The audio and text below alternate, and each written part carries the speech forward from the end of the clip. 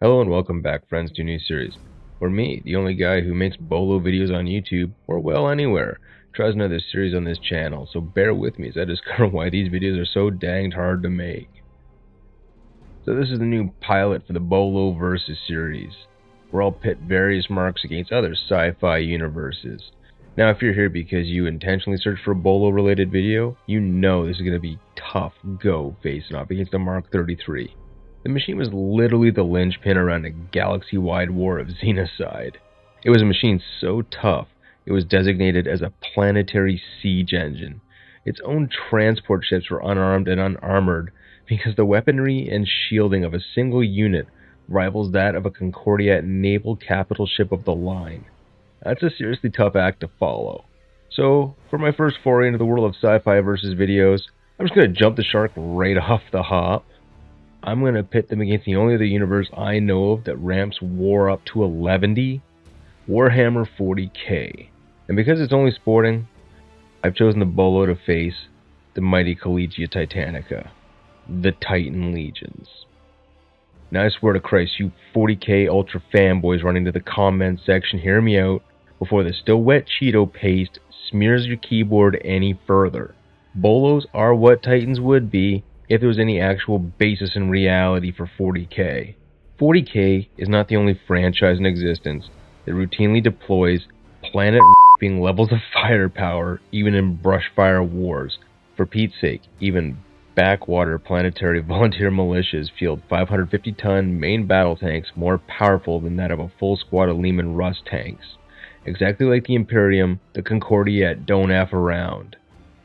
Now, first I'm going to lay down a few ground rules for this challenge. Firstly, both sides are going to start at full strength, no battle damage, full loadouts, no orbital support, and both sides will fight based on their generally agreed upon size and range limits in lore. So, the Imperator will range from 90 to 150 meters in height, despite some lore claiming upwards of 300 meters, and despite other lore claiming as small as 65 meters. We're just going to aim right more or less towards the middle of what is average. No specialist one-off weapons, no 4th degree warp realm fuckery, and no psychers, no psi titans. We're going to lay down some group sizes. Most legions range in the 15 to 50 engine range in Warhammer 40k, but for the sake of brevity, I'm going to fold 4 full-strength legions under one banner just for the sake of an emergency. And despite hours of crawling around the worst forums on the internet ever, I couldn't find a consistent order of battle for a legion of this size, as it's only ever mentioned in passing of legions once being this size. And now I'm going to make it up, giving it the most even odds against the Mark 33 Bolo. I'm going to go with 10 Emperor class, 5 Imperator, 5 Warmonger, 20 Warlord, Heavy Assault, 30 Warbringer Artillery, 40 Reavers, Missile and Close Quarter Battle, 60 Warhound Scouts, and 40 Knights for a Scout Company. This is around the levels deployed by the traders during the Battle of Terra, so I'm going to roll with it.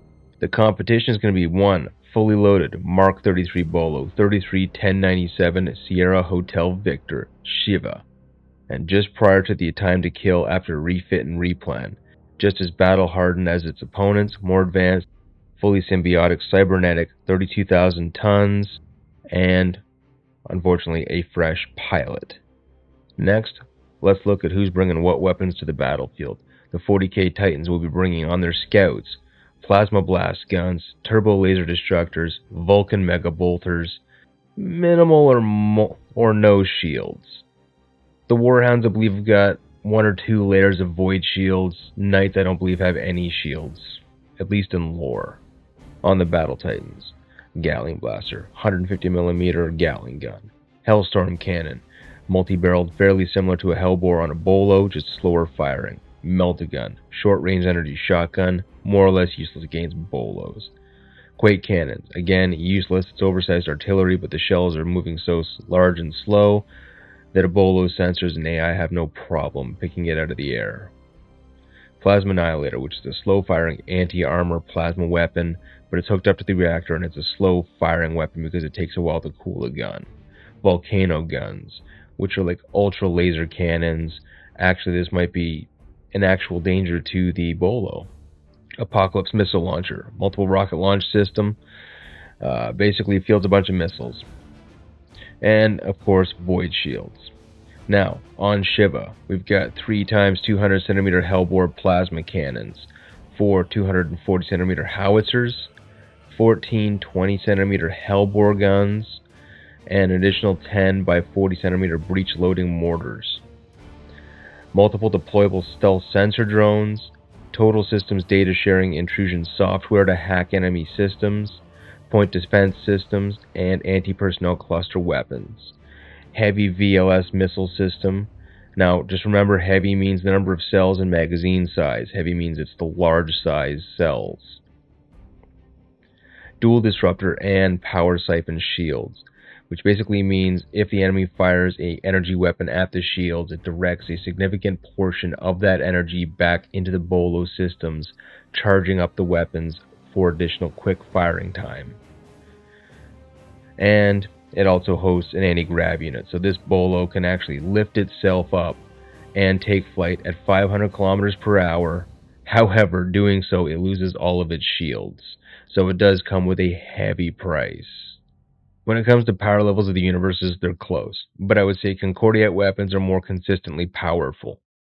Now that a full half of you are rushing right to the comments section and downvoting this video and probably logging off, I'm going to urge caution. I said consistently.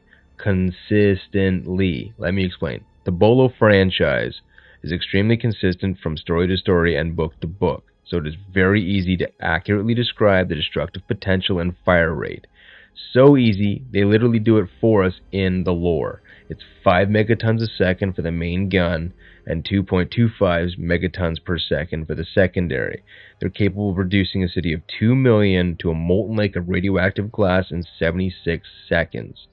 And, well, 40k, it's about as consistent as a coke-addled toddler with multiple personality disorder. Generally, the only consistent facts from lore book to lore book in 40k are the names. It's so bad, it's a bloody meme. And on average for Titans, even in lore, their destructive potential just isn't really on the same level. And as much as I love both franchises, and I want to avoid my biases, a single 40k Titan is to a Bolo as a single Guardsman is to an Astartes. It would be a fight so one-sided, even Mike Tyson would cringe. This is why I had to even the odds out and oversize and give 4 legions to fight a Bolo, because a Bolo is faster, AI-controlled mobile land fortress that can literally fly. Like, come on. Alright guys, so with all that out of the way, let's lay down the scenario. On the Bolo pilot proving planet Iron Shield, a lone Mark 33 1097 Shiva is shaking out after refit and reload after completing its last campaign and losing its commander. When the sensor drones register a sharp spike of energy across a large area of the planet, a full reinforced Titan Legion is ripped through space and the warp and deposited onto an unfamiliar world. The Princeps Maximus assumes that this must be some trick of the Dark Gods and sets the Legion to an alert, to treat everything as hostile. Emperor be praised. New territory to take. And then suddenly the Bolo seismic sensors are going insane. Querying the Concordiate BattleNet, the Bolo finds that the energy surge has somehow cut off or jammed communications with command. Assuming this is some kind of an attack, Shiva goes to full battle reflex mode and moves from simulated combat mode to a full war footing. Moving the drones to the site of the energy spike, the Bolo manages to isolate 200 unique seismic signatures spreading out while the drones vector on. The drones see the largest Titans over 100 kilometers away from where the Bolo's location is. Shiva drops stealth on a drone to ascertain the intent of these mystery human invaders. One drone is immediately shot down in a hail of plasma and explosive shot. The other drones relay all the sensor data back to the Bolo. All data concludes the machines are powerful, well protected, well armed, and very hostile. Very, very hostile. But slow and very clumsy by the Bolo's standards. The Bolo has the smallest units detected, painted, as Shiva pops her VLS doors and fires 40 hypervelocity missiles, a mix of kinetic kill projectiles and nuclear charges to test the efficacy of their shields and defenses. And is pretty satisfied to see all 40 targets destroyed, a complete lack of PDF fire. Consulting the drone's sensor data of the engagement, it sees all of the units are shielded. However, Shiva calculates the power output of the next size engines will be insufficient to hold up against sustained kinetic bombardment. Deciding not to use its anti-grav systems until it can ascertain the effectiveness of the larger weapons tracking against an unshielded airborne opponent, Shiva moves up to a defilade position at an oblique angle to the Warhound line of advance, lining up to fire a sustained non-line-of-sight bombardment on the next line of attackers before they scatter out of the area of effect range.